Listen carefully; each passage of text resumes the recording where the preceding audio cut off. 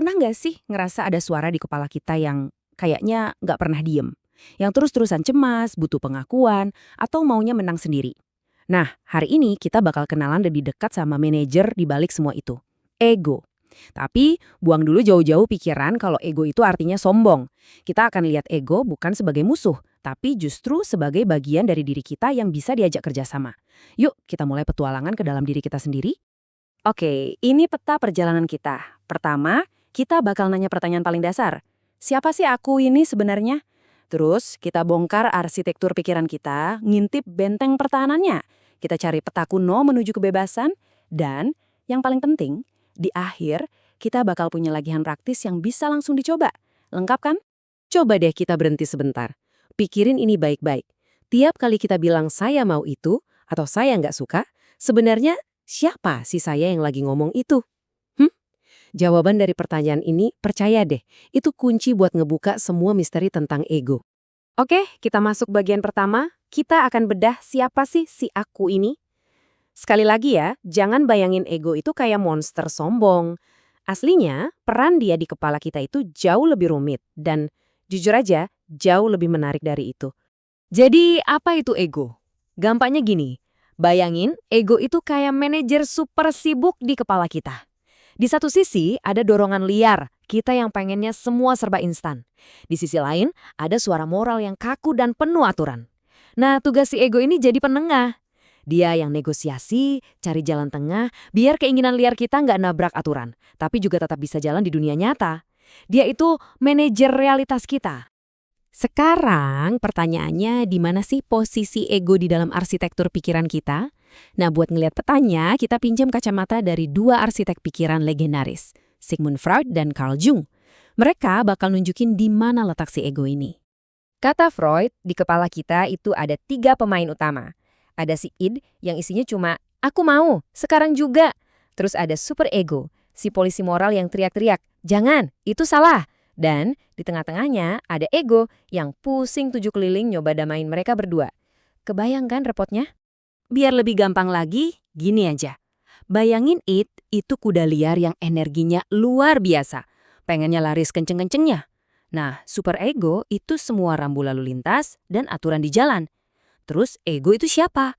Ego itu ya kita, si penunggang kudanya. Tugas kita ya mengendalikan energi si kuda liar sambil tetap patuh sama rambu-rambu, biar selamat sampai tujuan. Kalau Carl Jung, dia nambahin 2 lapisan lagi yang penting banget. Ada persona, ini topeng sosial yang kita pakai biar diterima orang lain. Citra diri yang ideal. Dan ada shadow atau bayangan. Ini sisi gelap yang kita sembunyiin dari semua orang, bahkan dari diri sendiri. Nah, bahayanya kalau kita terlalu terikat sama ego, kita itu sebenarnya cuma hidup di balik topeng persona dan pura-pura nggak kenal sama shadow kita.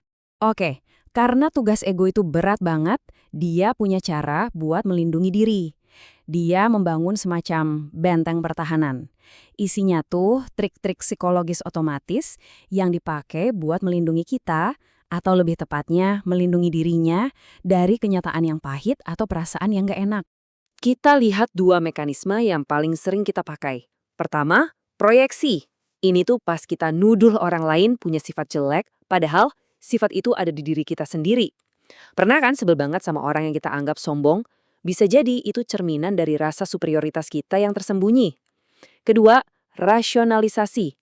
Wah, ini jagonya cari-cari alasan. Gagal dapat promosi, bilangnya, emang dari awal ngapain kerjaan itu. Pinter banget ya ego kita. Terus, gimana cara ngebongkar benteng ini? Jawabannya, shadow work atau kerja bayangan. Artinya, kita harus berani buat nengok dan ngakuin sisi gelap yang selama ini kita sembunyiin. Emang nggak nyaman, tapi ini langkah paling penting buat jadi manusia yang utuh. Nah, ini cara praktisnya namanya proses 321. 1. Hadapi. Coba pikirin satu orang yang bikin Anda emosi banget. Tulis sifat dia yang bikin Anda kesel. 2. Bicara. Bayangin Anda ngobrol sama sifat itu. Tanyain, kamu mau ngasih tahu apa sih ke saya? Ketiga, dan ini yang paling berat, jadilah. Coba akui kalau sifat itu juga ada di dalam diri Anda. Ucapkan misalnya, saya adalah si pemalas itu. Ini cara yang kuat banget buat memeluk bayangan kita. Oke, kita udah paham cara kerja ego dan bentengnya. Sekarang, gimana cara melampauinya? Kita bakal pinjem peta dari para filsuf kuno, dari tradisi Stoa dan Sufi, buat nemuin jalan keluar dari cengkraman ego yang terlalu kuat. Kita mulai dari seorang kaisar Romawi, Marcus Aurelius. Dia ngingetin kita betapa kecilnya kita dan semua masalah kita di tengah alam semesta yang maha luas ini. Pemikiran ini jadi dasar dari sebuah teknik luar biasa dari para Stoa untuk mengecilkan ego kita yang kadang suka kebesaran.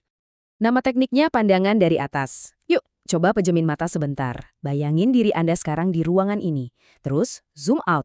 Lihat rumah Anda dari atas, kota Anda, negara Anda. Terus, zoom out lagi sampai bumi cuma kelihatan kayak titik biru kecil di kegelapan. Sekarang, bayangin garis waktu. Jutaan tahun ke belakang dan ke depan. Di mana posisi hidup kita di sana? Tiba-tiba, masalah yang tadi rasanya segede gaban, jadi nggak ada apa-apanya kan? Kalau dari tradisi Sufi, kita belajar soal nafs, alias ego. Buat mereka, ini bukan pertarungan yang harus dimenangkan, tapi sebuah perjalanan seumur hidup. Perjalanan untuk pelan-pelan memurnikan diri kita. Dari jiwa yang dikuasai nafsu, jadi jiwa yang damai dan tenang. Nah, ini dia bagian terakhir dan yang paling praktis. Semua teori tadi bakal percuma kalau nggak dilatih. Jadi, anggap aja ini jadwal latihan di gym kesadaran kita buat ngelola ego setiap hari.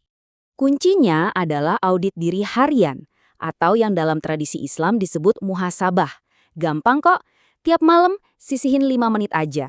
Tujuannya bukan buat ngejudge diri sendiri, tapi buat jadi detektif yang penasaran sama cara kerja ego kita hari itu. Ini dia beberapa pertanyaan saktinya.